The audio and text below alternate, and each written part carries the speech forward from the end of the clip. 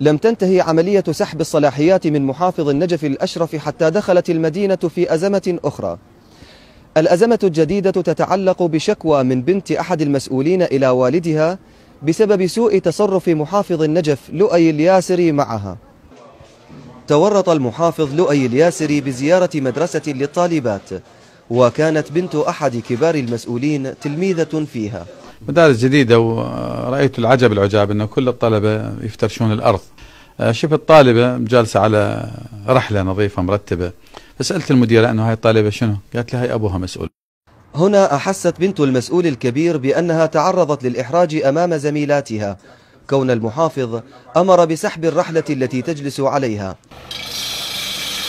في هذا المعمل تمت صناعة أكثر من 700 مقعد دراسي للتبرع بها إلى المدرسة التي تفترش طالباتها الأرض، لكن معلومات سرية أشارت إلى أن جهات سياسية داخل إحدى المؤسسات التربوية عرقلت وصول هذه المقاعد إلى المدرسة. محافظ النجف طرح علينا أنه مشروع الرحلات، وإحنا شفنا بعيوننا ناس مفترشين الأرض وهذا الشتاء، فانتخينا للرحلات. تلكؤ واضح من قبل تربية المحافظة لتسهيل أمور الحرفيين والمتبرعين والميسورين لإيصال المقاعد الدراسية للمدارس. وفق القانون العراقي لا يسمح لنا الكشف عن اسم المسؤول الكبير الذي استجاب لمناشدة بنته المدللة، حيث تم إبلاغنا فيما بعد أنه تدخل شخصيا لعرقلة وصول الرحلات إلى المدرسة انتقاما لمصادرة رحلة بنته من قبل المحافظ، وانتفض فيما بعد لينضم إلى لائحة المطالبين باستبدال المحافظ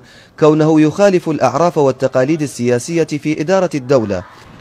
حيدر صالح، قناة آسيا، النجف الأشرف.